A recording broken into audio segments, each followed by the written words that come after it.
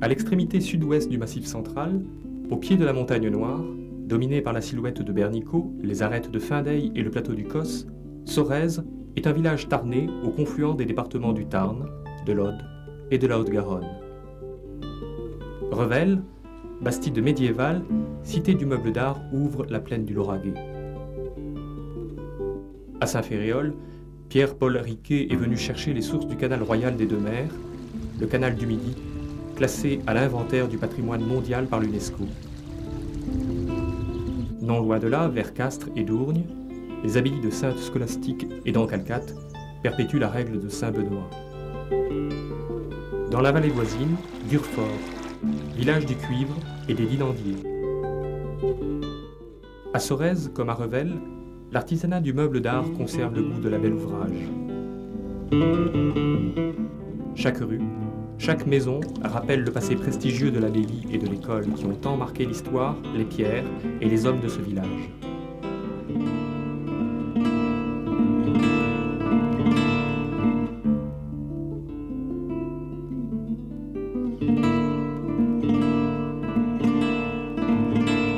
Cette abbaye est fondée vers 816 dans le cadre d'un vaste mouvement de réforme monastique promu par les Carolingiens.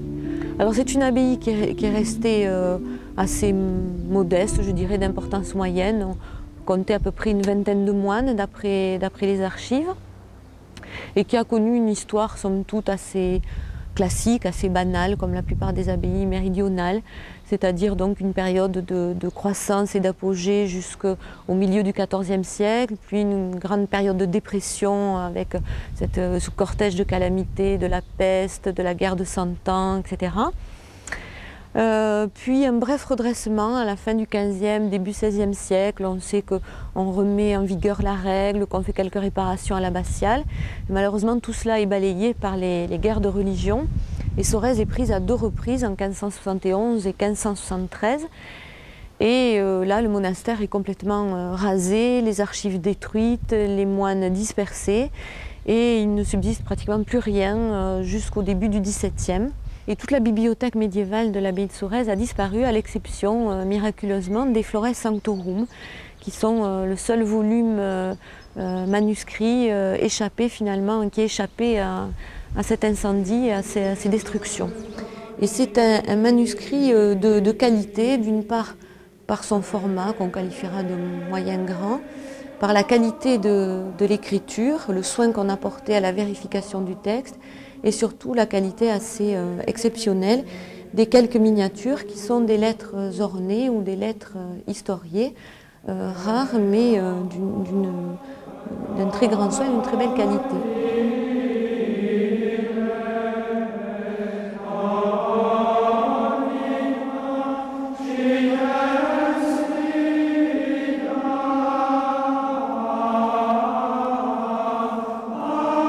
D'autres éléments de l'abbaye médiévale nous sont parvenus. Ce sont des pierres sculptées et taillées, mais qui ne sont plus en place puisque tout a été détruit. Et elles sont donc dispersées dans Sorèze et les environs. On peut en trouver même jusqu'à Toulouse et Mazamet.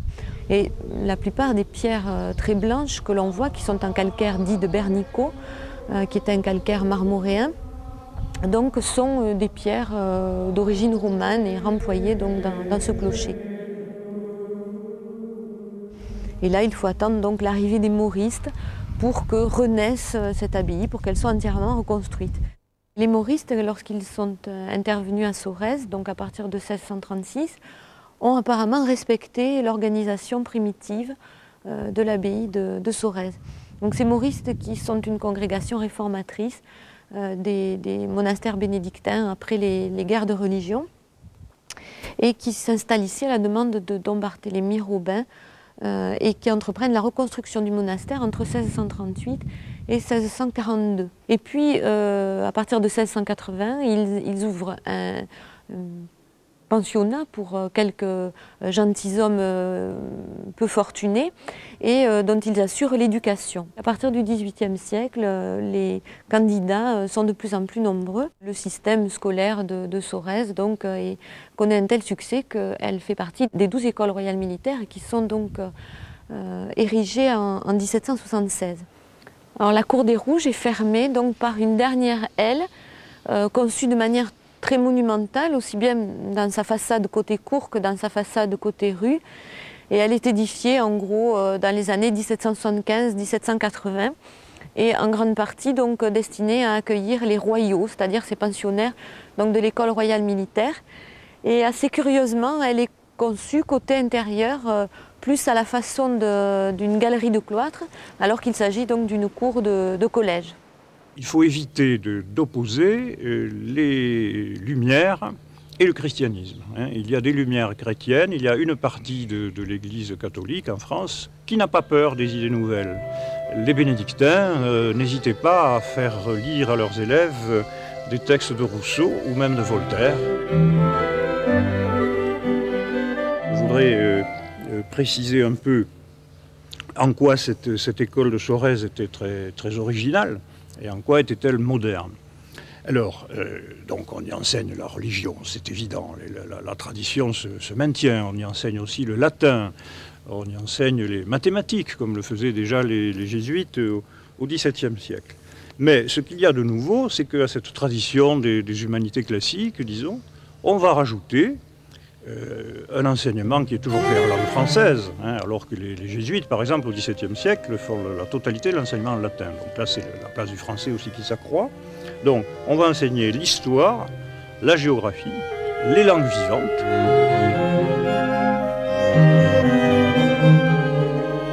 Ces cahiers, qui portent aussi le nom de programme de Sorèze, couvrent la période de 1761 à la fin du Second Empire. Dans ces cahiers, il y a, si vous voulez, tout ce que les élèves ont dû étudier pendant l'année, quelle que soit la classe. Et à la fin de chaque cours qui a été donné, il y a le nom des élèves qui doivent répondre aux exercices qui se déroulent en présence d'un parterre d'invités. Et en général, ces exercices ont lieu au début de septembre.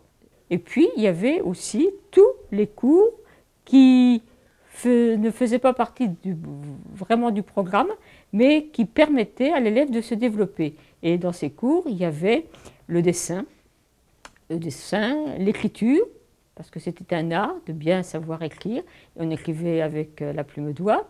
Il y avait la musique, il y avait l'équitation, il y avait les exercices physiques.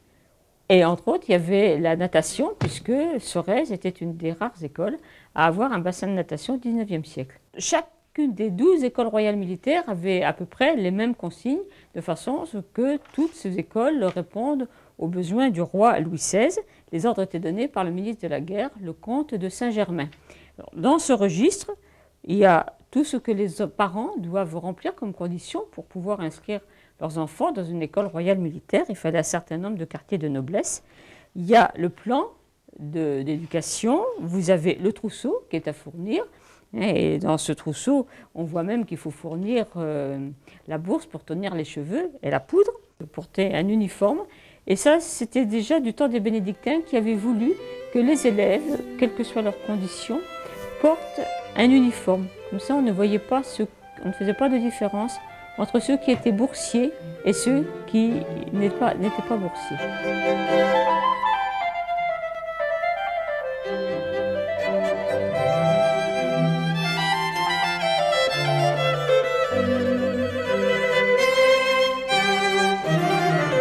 Ensuite, on arrive en 1789. Alors que va faire l'école de Sorèze face à la Révolution française?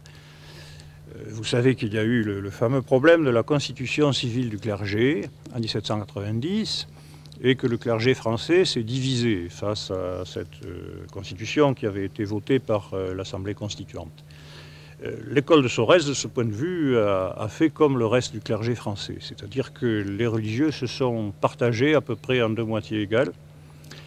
Et de ce fait, l'enseignement a pu continuer. Les écoles militaires étaient devenues des biens nationaux en 1793. Alors, on a permis à un des religieux qui était professeur de rhétorique et qui avait abandonné la vie religieuse, naturellement, en 1793, eh bien, ce religieux qui s'appelle Domferlus va racheter lui-même l'école. Et les ennuis pour Don Ferlus et pour son successeur qui était son frère, et ont commencé à la fin de l'Empire déjà, parce que vous savez que le régime de Napoléon devient de plus en plus conservateur, et on trouve que l'enseignement donné à Sorèze est trop critique. On voudrait le discipliner un peu. À partir de ce moment-là, il y a un déclin de l'école de Sorèze qui ne sera surmonté qu'à partir de 1854, avec l'arrivée d'une personnalité également exceptionnelle, qui est celle du père Lacordaire. Le père Lacordaire est le restaurateur de l'ordre des prêcheurs en France, c'est-à-dire des dominicains. Lacordaire a été aussi un homme politique. En 1848, il est élu député, il est démocrate, il est partisan de la République. Donc je dirais là encore c'est un exemple de religieux relativement atypique. Alors Lacordaire est un religieux très différent des bénédictins du XVIIIe siècle. Sa foi est sans doute, on peut le dire, plus vive que celle d'un Don Ferlus. Et sa conception de l'enseignement est également très novatrice et ouverte. Je vais vous lire un texte où Lacordaire évoque ses idées sur l'enseignement à Sorèze. Voilà ce qu'il dit. Sorèze n'est ni un cloître voué à l'enseignement exclusif du grec et du latin, ni une caserne dédiée aux sciences physiques, ni une académie d'agrément propre à former de jeunes héritiers aux honneurs et aux plaisirs. C'est une école où la religion, les lettres, les sciences et les arts, c'est-à-dire le divin, le réel, le beau et l'aimable, se partagent les heures d'un jeune homme et se disputent son cœur afin de jeter en lui les fondements si difficiles et si complexes d'une vie d'homme. Le père Lacordaire voulait cette salle pour pouvoir recevoir les nombreux invités qui étaient reçus à l'école pour les festivités qui se déroulaient tout au long de l'année. Alors ici, ce buste, donc au nombre de 48, représente d'anciens élèves, d'anciens enseignants qui se sont illustrés. Ici, le buste de Claude de Vic, qui est né à Sorèze et qui a été le premier élève quand Don de Hody a ouvert l'école en 1682. Avec son ami Don Vessette, il est l'auteur de la monumentale histoire du Languedoc. Si vous voulez, nous allons présenter Don Despaux, qui a été le grand principal au temps de l'école royale militaire, Don Ferlus, qui a eu le mérite de rester sur Sorèze après avoir prêté serment et de racheter les bâtiments.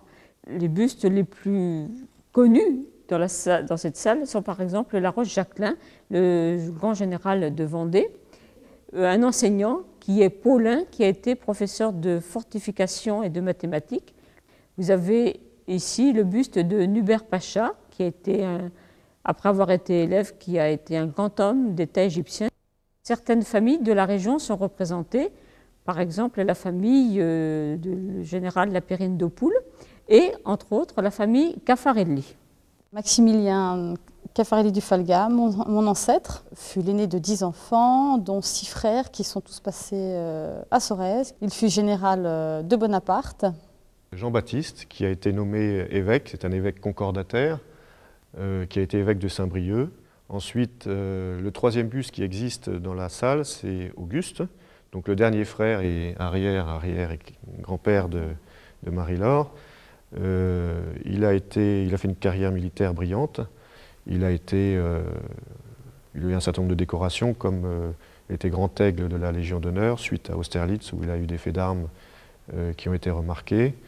Et il a été, après l'Empire, sous Louis-Philippe, il a été nommé pair de France. Sorèze a un souvenir tout particulier, notamment avec, je dirais, cette image de Maximilien, donc l'aîné des 6 frères, qui a laissé dans la famille une image tout à fait particulière d'ouverture d'esprit, de philosophie.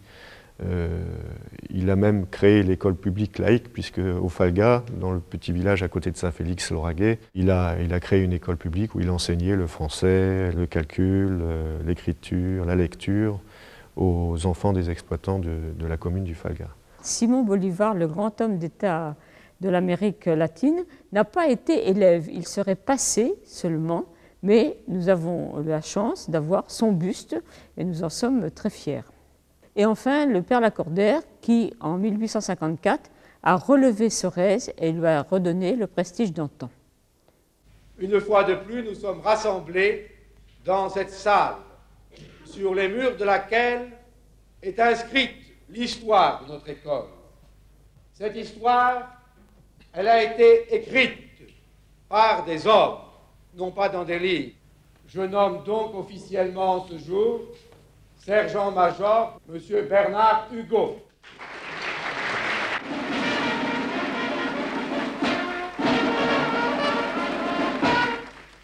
C'est pour moi très émouvant de me trouver là. Il y a exactement 50 ans, j'ai mis pour la première fois de ma vie les pieds dans cette galerie. Et j'avais 29 ans à l'époque, je venais m'occuper de la division des collets rouges. Cette école, pour moi, c'est l'histoire vivante.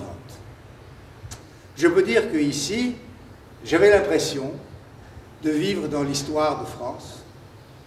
Pas seulement l'histoire de France, mais même l'histoire générale de l'Europe ou de l'humanité un peu tout court, depuis le Moyen-Âge jusqu'à nos jours.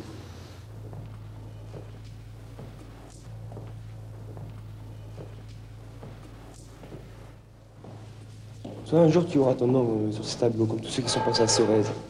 Depuis 1682, tous les élèves ont leur nom sur les tableaux.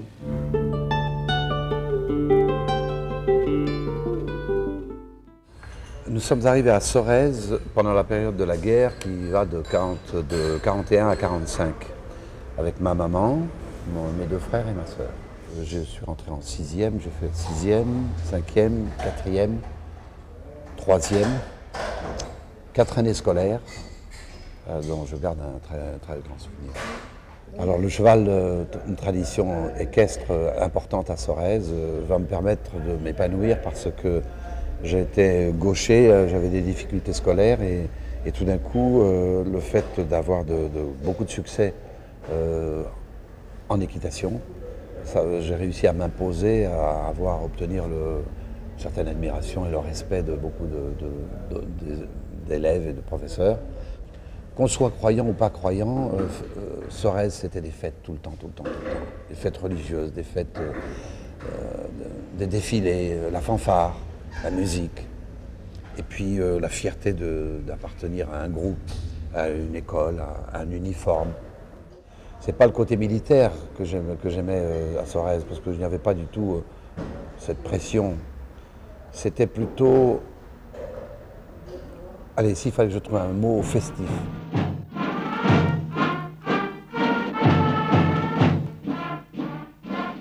J'espère que Sorèze, un jour, sera de nouveau le village des enfants, avec l'arrivée des enfants dans le grand bruit et leur départ.